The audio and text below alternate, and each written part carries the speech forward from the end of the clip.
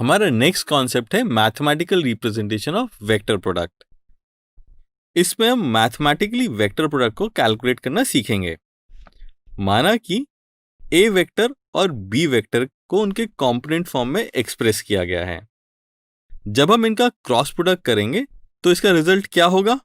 ए vector cross B vector को हम इसके इक्वल लिख सकते हैं।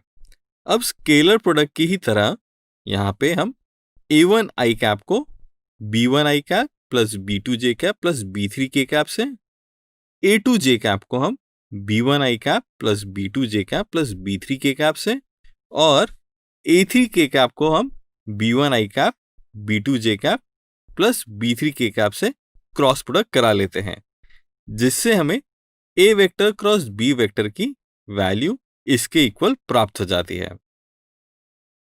इस टर्म को सिंप्लीफाई करके इस तरह से लिखा जा सकता है, इस टर्म को सिंप्लीफाई करके यह लिखा जा सकता है, और इस टर्म को सिंप्लीफाई करके यह लिखा जा सकता है।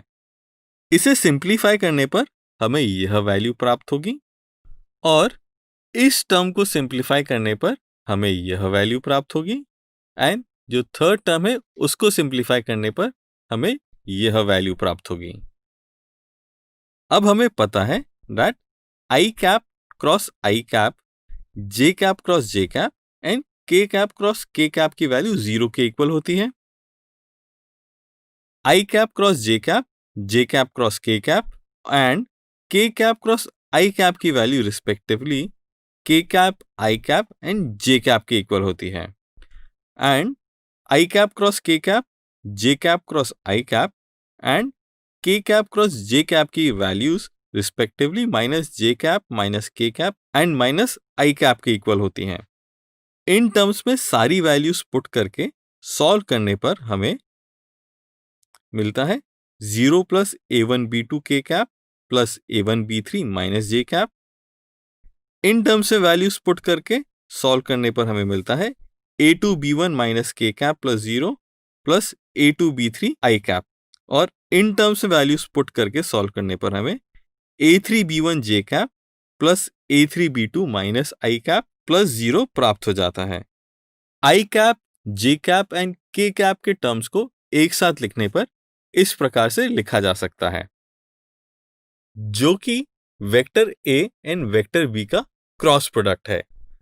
अब हम इन टर्म्स को डिटर्मिनेंट के फॉर्म में लिख के देखते हैं। इन दोनों टर्म्स को हम डिटर्मिनेंट के फॉर्म में लिखेंगे तो इस प्रकार से लिख सकते हैं, इन दोनों टर्म्स को डिटर्मिनेंट के फॉर्म में लिखें तो इस प्रकार से लिख सकते हैं, और इन दोनों टर्म्स को डिटर्मिनेंट के फॉर्म में लिखें तो इस प्रकार से लिख सकते हैं। और फाइनली अगर हम इन सारे टर्म्स को एक 3/3 के ऑर्डर के डिटर्मिनेंट के फॉर्म में लिखें तो कुछ इस प्रकार से लिख सकते हैं। तो बच्चों, इस प्रकार से किसी भी दो वेक्टर्स के क्रॉस प्रोडक्ट को निकालने के लिए हम उनके कंपोनेंट्स को एक डिटर्मिनेंट के फॉर्म में लिखते हैं, और उस डिटर्मिनेंट को सॉल्व करके दोनों वेक्टर्स का क्रॉस प्रोडक्ट को फाइंड आउट कर सकते हैं।